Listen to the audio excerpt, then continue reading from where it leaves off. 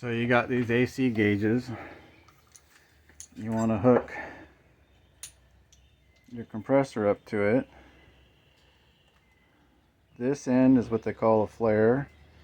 This end is what they call brass. They're different threads. What you want is that piece in between there, which is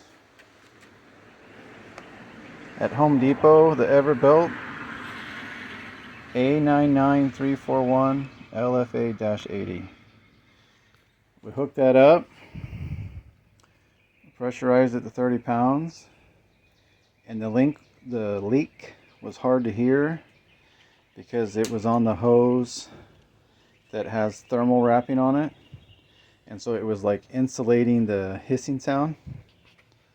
So we're going to get ourselves a new line, and the AC should no longer have a leak. Just got to wait for it to come because I ordered it from Rock Auto because it's like half price.